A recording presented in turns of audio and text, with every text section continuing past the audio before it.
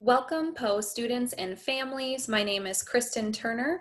I am one of the school counselors at Poe Middle School, and I'm going to walk you through a quick stress management strategies lesson.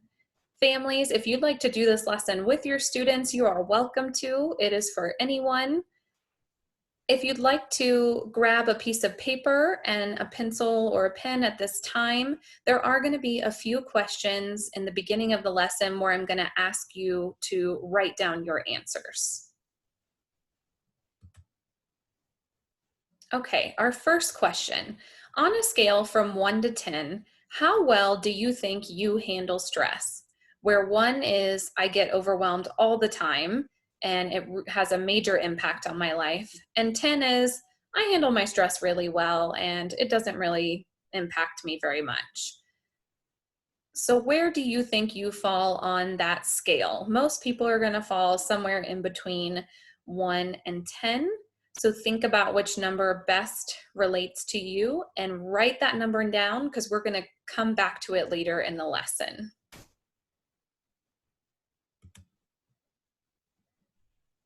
What stresses you out? This could be at school, at home, with friends and relationships, or related to our current situation with being quarantined and the coronavirus.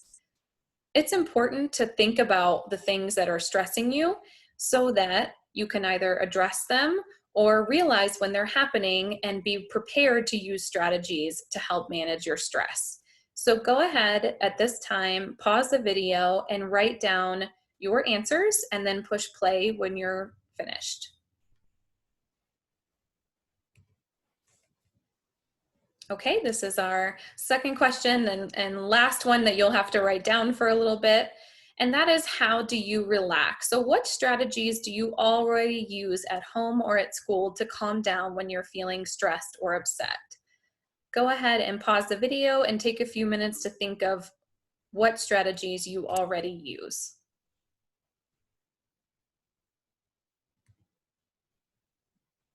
So I've done this lesson several times with students in the classroom, and these are some common strategies that they list. They list that they listen to music, they get creative by drawing, painting, writing in a journal, getting a cold drink of water, especially when you're in school, dancing, watching a funny movie or video, talking to or maybe now video chatting with friends, getting more sleep or going to sleep earlier. This one's important. Notice that we didn't say napping. Obviously, if you need a nap every once in a while, that's no big deal. But if you are sleeping through most of the day, or you are taking a nap every day for a long period of time, that's actually an indicator that you might not be handling your stress well. Cooking a healthy meal, getting outside, going for a walk or a run or to play a game.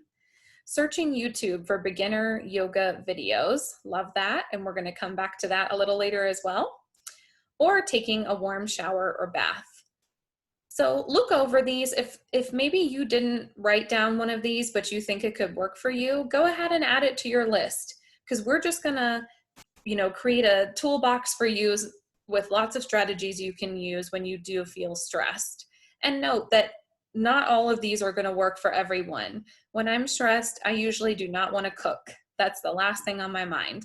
But I know for myself, getting outside and just going for a walk almost always helps. So you've just got to know yourself and what works for you. Okay, so we're going to start practicing these strategies together. These strategies are going to be focused a lot on the body, on blood flow, on getting oxygen to the brain. So they're a little different than the ones we just talked about. Hopefully at least a few are new to you and you can add them to your toolbox. Our first one is deep breathing. And I know that so many students have said, I hate when, my mom or somebody tells me to take a deep breath when I'm upset. And that's understandable. The thing to note, though, is that deep breathing really does work when done correctly. Okay. It works because it increases the blood flow throughout your body. It releases endorphins. It helps get oxygen to your brain. And all of those things help you feel calm and happy. And yes, it is one of the easiest and most simple ways to fight stress and refocus. So let's practice the correct way to do it together. The first important thing about deep breathing is that you need to be sitting up straight. And if you're like me, you were probably hunched over towards the computer doing this lesson, but we need to roll those shoulders back and make sure your spine is straight. When we deep breathe, we are going to breathe in through the nose and out through the mouth. That's really important. So go ahead and practice. In through your nose and out through your mouth. And just like you heard with me, when you're deep breathing, you should hear that process happen both ways, okay? I would normally tell you to close your eyes because that helps people to feel very present when they are deep breathing, but we're actually going to use a video guide today. So when the breathe bubble gets bigger and it says breathe in, we're gonna breathe in.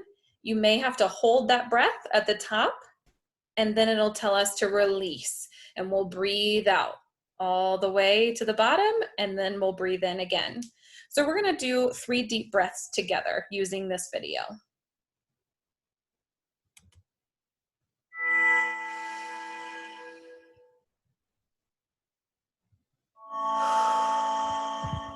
Remember, in through your nose, out through your mouth.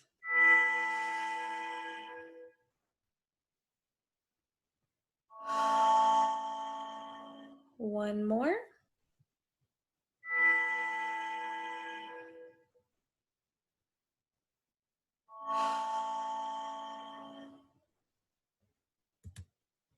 All right, great job, guys. So if you just did that with me, you might be feeling a little bit almost like dizzy, and that is that blood flow. So that is a good thing, okay? So now we're gonna talk about stretching. Stretching is an easy thing to do that you can do no matter where you are. We usually focus in this lesson on what we can do at our desk at school, but since you're home, you've got all sorts of options. So stretching, especially when you combine it with deep breathing, both of those things are going to, again, get that blood flow, increase your flexibility, and reduce stress. So we're going to practice one today that you can do at school or at home. Whether you're standing or sitting, we're going to do a quick arm stretch together. So I want everybody to reach up both arms, hand stretched like you're trying to touch the ceiling. And I want you to take your right hand and grab your left wrist and then just do a gentle pull to the right. We shouldn't be off balance or falling over or in any pain. We're just doing a gentle stretch to the right. We're going to do a deep breath in and out. Remember, in through the nose, out through the mouth. So let's return back to the center. We're stretching both arms up towards that ceiling and switching hands. So your left hand is going to grab your right wrist and we're going to make a gentle stretch to the left now. We're feeling that stretch down our arm and down the side of our body, taking a deep breath in and out. Now we're going back to center. And I'm going to ask you to, when I say we're going to take a deep breath in while stretching up towards the ceiling with both arms, and then when we release the breath, our arms are going to come down. Okay, so we're going to do that together. Go ahead and inhale while reaching up. And then exhale and let your arms drop. Okay, so again, we're deep breathing. You're probably feeling a little bit of that blood flow, but you're also feeling it in your arms, which is what's cool about stretching. If you're interested in this, looking up those beginner YouTube videos on beginner yoga, that's going to be a great resource for you. Yoga is combining stretching, sometimes strength, with breathing. So you're going to do a lot of moves like we just did together. Okay, inversion. So this is one of my favorite ones. Pretty much an inversion is when you get your head or your brain lower than your heart so that the blood flow is going directly to your brain, which gives it more oxygen and nutrients and makes the brain function faster and better. So our brains love these, okay? In a minute, I'm going to ask you to pause and try one on your own. And when you're at the bottom, you know, when you're hanging down, I'm going to suggest you do a forward fold like the top picture. You can have your hands behind your head, or you can let your arms dangle down. Take a few deep breaths, and then very importantly, you need to come up slowly, because we're getting that blood flow directly towards the brain. And if you stand up quickly and reverse that blood flow too quickly, you're going to get dizzy. I don't want anybody to hurt themselves or fall over. So make sure that you are standing up very slowly. And that's actually a good way to practice mindfulness and intentional movements. So go ahead and pause this video and give a forward fold a try with maybe, let's say, 3 deep breaths.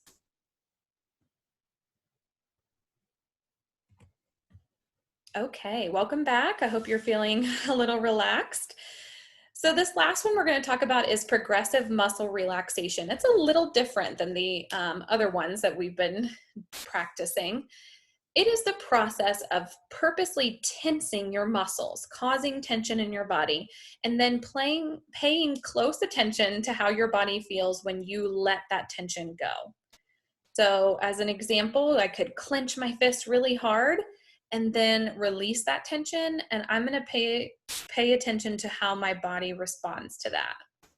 So let's try it together. You can either grab the sides of your chair if you're in a chair, or if not, that's fine. You can just clench your fists like you see in the picture. When I say we're going to squeeze and create tension for as hard as we can without hurting ourselves for 10 seconds, then we're going to release and pay attention to our body. So let's go ahead and do that.